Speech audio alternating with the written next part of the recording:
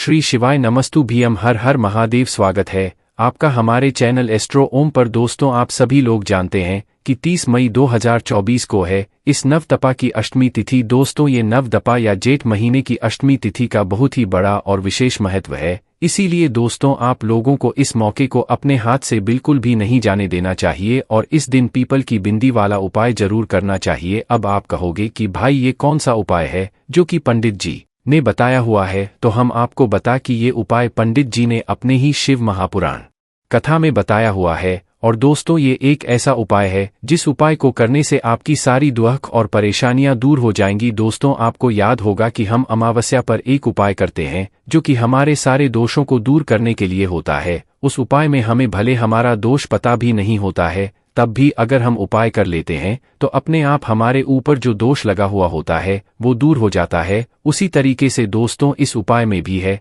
आपको ये भी नहीं पता कि आपके ऊपर कौन सा दोष लगा हुआ है, काल सर्प दोष, पितृदोष या वास्तु दोष, किसी भी प्रकार का जो दोष है वो अगर आपके ऊपर लगा हुआ है तो भाई आप मात्र इस पीपल की बिंदी वाले उपाय को कर लेना। आप खुद कहोगे कि हाँ, हमने उपाय को किया और उपाय को करने के बाद हमारी जो परेशानियां है वो धीरे धीरे करके दूर हो रही है, या हमारी परेशानियां आप हमारे जीवन में आ ही नहीं रही है। पर दोस्तों, ये पीपल की बिंदी वाला उपाय हमें करना कैसे है वो आपको बहुत ही ध्यान से सुनना, और इस उपाय को करने में जो भी सावधानियां हैं वो भी हम आपको इस वीडियो में यहाँ पर बताते हैं। सबसे पहली चीज दोस्तों, पीपल की बिंदी वाला उपाय।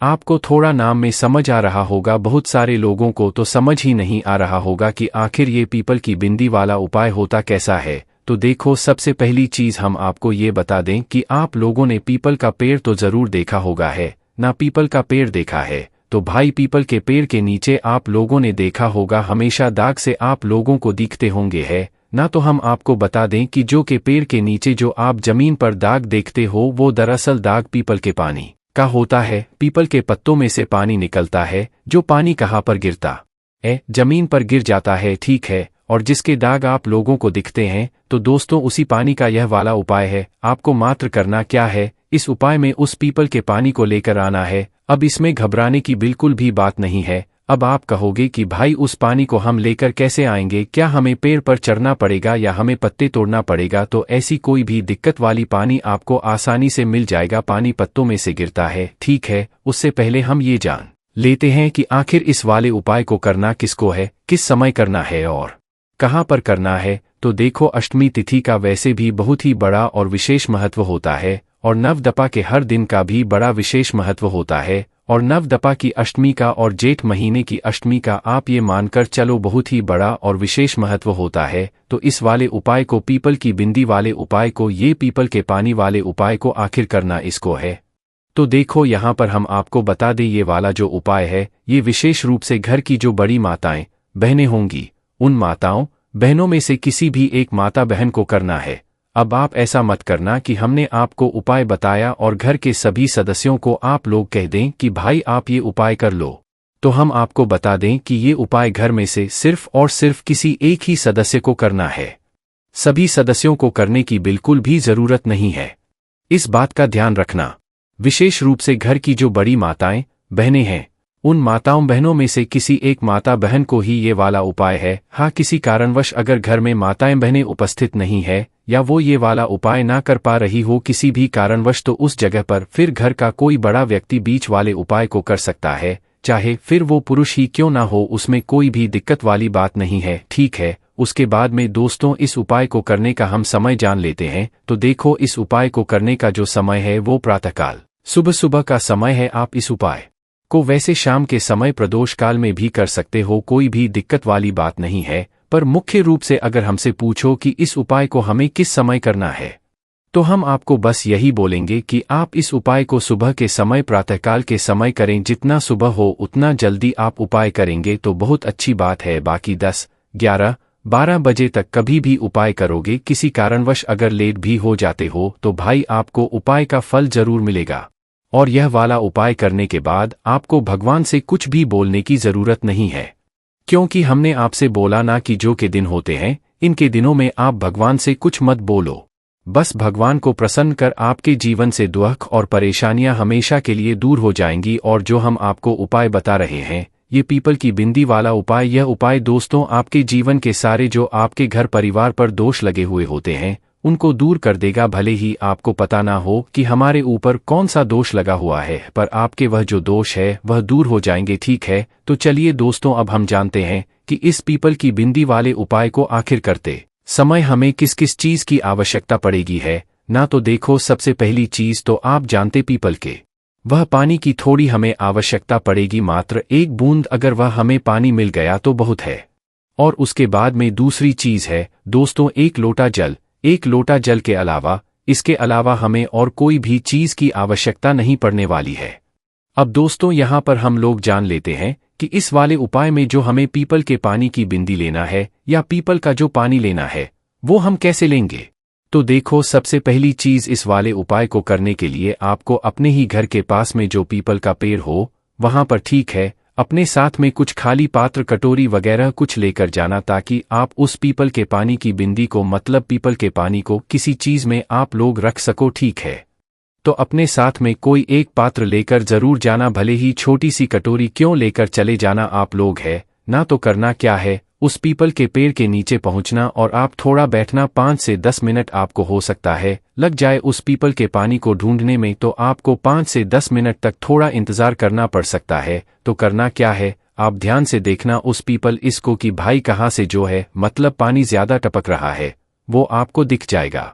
देखने के लिए सबसे अच्छा तरीका यही है कि आप जमीन पर देखो, जमीन पर जिस जगह पर ज्यादा गीला हो रहा होगा, पीपल के पेड़ के नीचे, पीपल के पेड़ के नीचे हमेशा गीला आप लोगों ने देखा होगा या दाग से देखे होंगे, वो उसी पानी के होते हैं। तो आप ये देखना कि जमीन पर कौन सी ऐसी जगह है जहां पर ज्यादा पानी गिर रहा है, मतलब ज्यादा गीला हो रहा है, ज्यादा आपको दाग दिख रहा है। तो उस जगह पर जाकर खड़े हो जाना और अपना जो खाली पात्र है या जिस भी को लेकर आप अपने साथ में गए हुए हो उसे वहां पर रख देना है ना। तो कुछ समय बाद, 5 मिनट 10 मिनट बाद या आधा घंटा भी हो जाए तो भी आप लोग रुक जाना। तो आपके पात्र के अंदर अपने आप ही क्या होगा कि वो जो बूंदी है, मतलब जो पानी है, 1 बूंद 2 बूंद 3 बूंद, भले ही थोड़ा सा ही पानी क्यों ना हो, ये आपके पात्र में आकर अपने आप गिर जाएगा। ठीक है, और अगर आपको दिख रहा है कि हाँ उस पत्ते में से पानी गिरने वाला है, तो अपने आप ही आप उस पात्र को ऊपर कर लो और उस बूंद को जो है, उस पीपल के पानी की बूंद को अपने पात्र में झेल लो है ना। तो दोस्तों यहाँ पर बता दें कि इस उपाय को करने के लिए आपको पीपल के पानी की ज्यादा बूंदों की जरूरत नहीं है, मात्र 1 ही बूंद बहुत है। अगर वह 1 बूंद आपकी कटोरी में गिर गई या आपके पात्र में गिर गई और वो सूख गई तो भी कोई दिक्कत वाली बात नहीं है। वो सूखी हुई बिंदी से भी आप लोग जो है ये वाले उपाय को कर सकते हो। तो जैसे ही आप लोगों के पास वह पीपल का पानी आ जाता है, भले ही 1 बूंद आधी बूंद आ भी जाती है और वो सूख भी जाती है, कोई दिक्कत वाली बात नहीं है। आप उस सूखी हुई बूंद से भी जो है ये वाला उपाय कर हो, तो आपको क्या करना है, वह जो पीपल का पानी है, भले ही बूंद भरी क्यों ना हो, चाहे सूखी क्यों ना गया हुआ हो, वह पात्र आपको अपने साथ में रखना है और अपना 1 लोटा जल भरना है। उपाय को करते समय और उपाय को करने की तैयारी करते समय आपको शुद्धता का विशेष रूप से ध्यान रखना है, मतलब स्नान करके ही जो है उपाय की पूरी तैयारी करना है। ठीक है, जिस दिन आप उपाय कर रहे हो भाई उसी दिन आपको पीपल का पानी लेना पड़ेगा। 1 दिन पहले लोगे तो वह आपका पीपल का पानी पूरा ही सूख जाएगा। ठीक है, तो आप उसी दिन जो है इस पीपल के पानी को लेकर आ जाना, आसान आपको मिल जाएगा। थोड़ी बहुत देर जरूर आपको लग सकती है पर मिल जाएगा आप लोगों को। ठीक है, तो उस पीपल के पानी को अपने साथ में रखना, ये जो पात्र में आपने मतलब बूंद झेली हुई है उसको अपने साथ में रखना और अपने साथ में 1 लोटा जल रखना।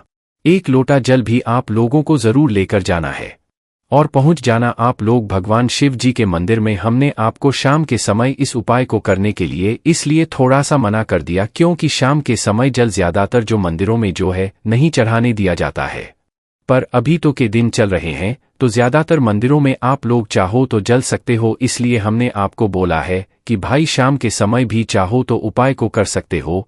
तो आप लोग अपने 1 लोटा जल तैयार करके और ये पीपल का पानी लेकर कहाँ पर पहुंच जाओ, भगवान शिव जी के मंदिर में। ये उपाय शिव जी के मंदिर में ही जाकर होगा। सबसे पहले शिव जी के मंदिर में पहुंचना, भगवान शिव जी के दर्शन करना और दर्शन करने के बाद शिवलिंग के पास में आप लोग आ जाना। अब ध्यान से सुनो, जाते से ही उपाय नहीं करना है, आपको अपना 1 लोटा जल नहीं चढ़ाना है, पहले वहां पर जाकर बैठ जाना है। हम आपको एक स्थान के बारे में बताएंगे।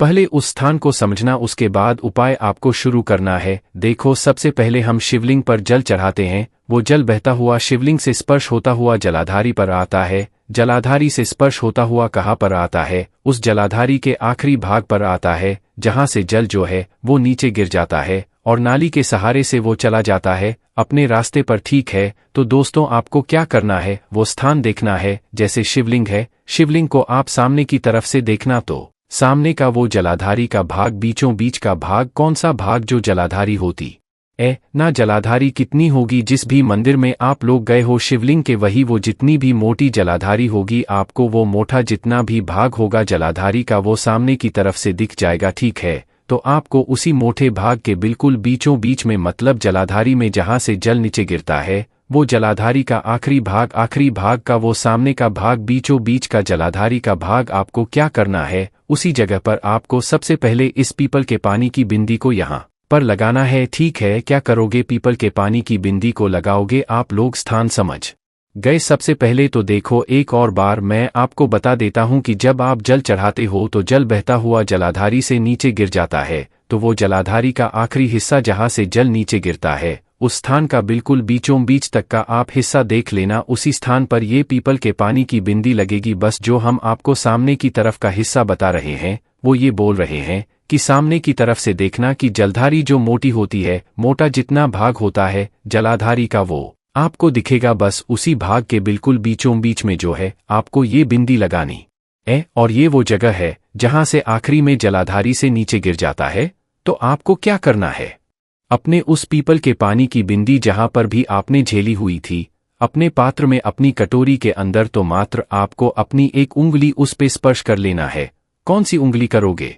जिस उंगली से आप तिलक करते हो, तो जिस उंगली से तिलक करते हो भाई, उस उंगली को आप अपनी उस जगह पर स्पर्श कर लेना जहां पर आपने अपना पीपल का पानी झेला हुआ था। या बूंद भी है तो सूख गई है, कोई दिक्कत वाली बात नहीं। अगर गीली भी है तो भाई आप अपनी उस उंगली में उस जल को लगा लो, और जल को लगाने के बाद मात्र आपको क्या करना है कि अपनी उस उंगली को उस जगह पर स्पर्श करा देना है, मतलब लगा देना है। कहाँ पर लगा देना है? उस जलाधारी के आखिरी भाग के बिल्कुल बीचों बीच में, शिवलिंग की जलाधारी के आखिरी भाग के बिल्कुल बीचों बीच में, जहां से जल नीचे गिर जाता है, उस स्थान पर बिल्कुल बीचों बीच में आपको इस बिंदी को लगा देना है, या अपनी इस उंगली को स्पर्श करा देना है। और स्पर्श जैसे ही कराते हो, वही अपना एक लोटा जल ले लेना, और उस एक लोटे जल को आपको क्या करना है? शिव जी की शिवलिंग के ऊपर चढ़ा देना है। शिवलिंग पर जैसे ही ये जल लोग चढ़ाते हो, भगवान के पास में बैठना, 2 मिनट श्री शिवाय नमोस्तुभ्यो का जाप करना। जाप हो जाता है, भगवान से विनती करके, प्रार्थना करके, भगवान को धोख देकर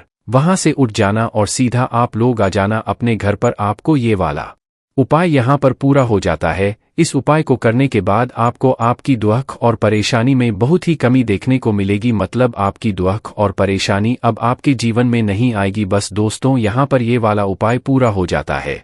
बाकी दोस्तों, इस उपाय को करने में अगर आपको कोई भी दिक्कत समस्या आती है तो कमेंट करके पूछ सकते हैं। श्री शिवाय नमस्तुभ्यम। हर हर महादेव।